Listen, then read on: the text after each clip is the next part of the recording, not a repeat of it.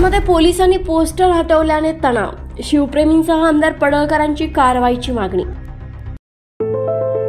आपलं विटा देशामध्ये नंबर 1 आलेलं स्वच्छ व सुंदर शहर विटा।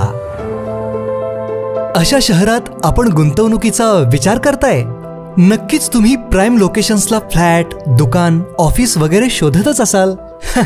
मग निश्चिंत रहा, गुणवत्ता, सचोटी, लोकेशन्स व सर्व पर्यायांसाठी विट्यातील नंबर 1 चा brand Shri Rajalakshmi construction group.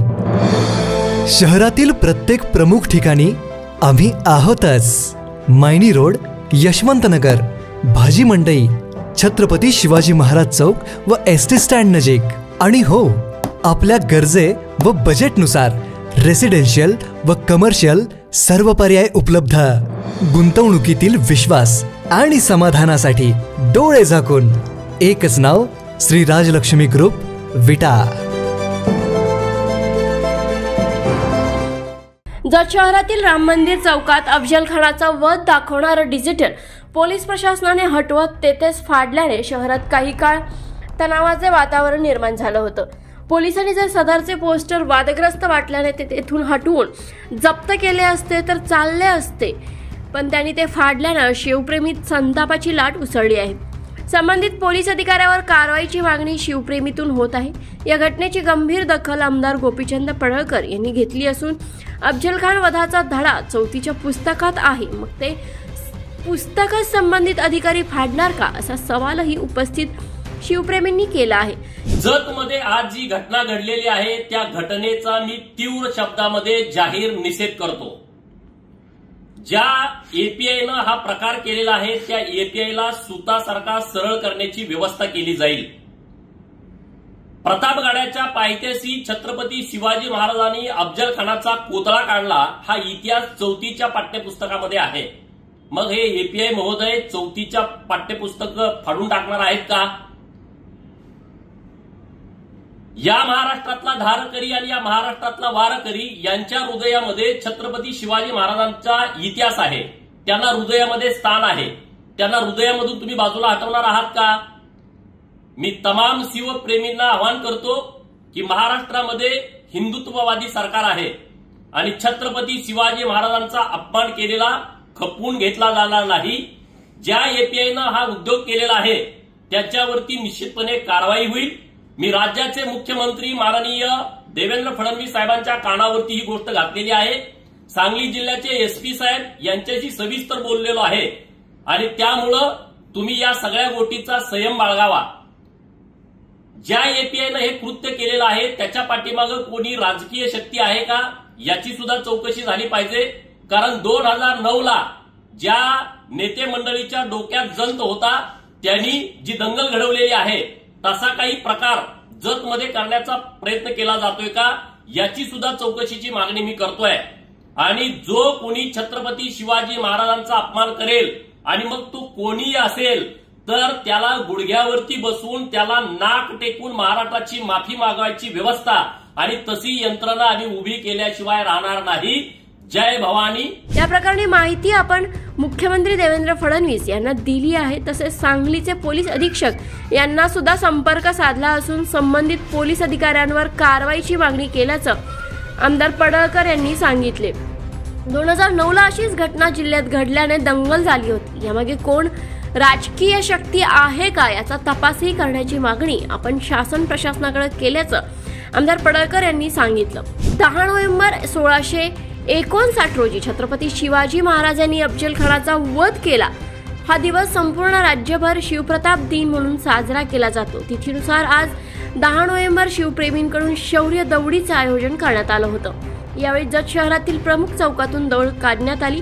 यावेळी पोलीस प्रशासनाकडून बंदोबस्त तैनात करण्यात आला होता। मात्र पोलीस प्रशासनाकडून हा उत्सव साजरा करत असताना सामाजिक भावना दुखावणार नाहीत अशी दक्षता घेण्यात येत होती। यावेळी शिवप्रेमींकडून अफजल खानाचा वध दाखवणारा डिजिटल फलक हातात घेऊन काही शिवसैनिक उभे होते। यावेळी पोलीस प्रशासनाकडून हा फलक हटवण्यात आला। त्यामुळे समस्त शिवप्रेमींच्या भावना दुखावल्याने संबंधितांवर तात्काळ कायदेशीर कारवाई व्हावी अशी मागणी होत आहे। सदर प्रकरणी संबंधित पोलीस अधिकाऱ्यांवर कारवाई व्हावी अशी मागणी होत असली तरी पोलीस प्रशासनाकडून कोणाच्याही भावना दुखावणार नाहीत हा या पाठीमागचा हेतू होता। सदर डिजिटल फलक हा आकाराने मोठा असल्याने तो वाहनात बसत नसल्याने तो लोखंडी फ्रेमवरून बाजूला करून ताब्यात घेण्यात आला। त्यामुळे यात कोणत्याही गैरकृत्य नसून सर्व शिवप्रेमींनी समाजात कायदा व सुव्यवस्था अबाधित राहावी यासाठी समाजात चुकीचा मेसेज पसरू नये व सर्वांनी शांतता राखावी असं मत उपविभागीय पोलीस अधिकारी सुनील साळुंके यांनी यावेळी व्यक्त केलं। किरण रासकर, मी प्रभारी अधिकारी जत पोलीस स्टेशन। काल दिनांक 8/12/2024 रोजी शिवप्रतिष्ठानच्या वतीने या ठिकाणी जत शहरामध्ये एक रॅली काढण्यात आलेली होती। तर त्या रॅलीला आम्ही योग्य तो पोलीस बंदोबस्त दिलेला होता आणि त्या रॅलीमध्ये आम्ही रॅलीचे जे आयोजक होते त्यांना रितसर आपण परवानगी देऊन रॅली आणि पोस्टर लावण्याबाबत कळवण्यात आलेले होते। परंतु बंदोबस्तावरती असणारे जे आमचे अधिकारी होते त्यांना त्या ठिकाणी एक अफजल खानाचा वध हे पोस्टर लावत असल्याबाबत निदर्शनास आलेले होते। तेव्हा त्यांना त्या परवानगी पोस्टरची लावण्याच्या परवानगीबाबत विचारले तर तशी काही परवानगी नसल्यामुळं आम्ही आमचे जे अधिकारी यांना की आपण रितसर परवानगी घेऊनच अशा प्रकारचे पोस्टर्स नगर परिषदेची परवानगी घेऊन लावावे अशा आमच्या बंदोबस्तावरील कर्मचारी अधिकारी यांनी त्या सांगितलेले आहे। आणि त्यामुळं तरी तिथं थोडं ते अफजल खानाचा वध हे पोस्टर लावण्यात येत असताना आमच्या अधिकाऱ्यांनी मग त्यावर आक्षेप घेऊन त्यांना ते ताब्यात घेतलेलं आहे आणि ते पोलीस स्टेशनमधून येऊन जमा करण्यात आलेलं आहे। परंतु काही अशा प्रकारे माहिती पसरवण्यात आली की पोलिसांना पोस्टर फाडले आहे वगैरे, परंतु असा कोणताही प्रकार काल दिनांक घडलेला नाही। आम्ही फक्त ते पोस्टर सुरक्षिततेच्या दृष्टीने आमच्या इथे आणून फक्त आम्ही जमा करण्यात आलेले आहे। अशा प्रकारे फाडण्याचा कोणताही प्रकार झालेला नाही। तरी आम्ही शिवप्रतिष्ठानचे जे कार्यकर्ते आहेत ते काल रोजी पोलीस स्टेशनला आलेले होते।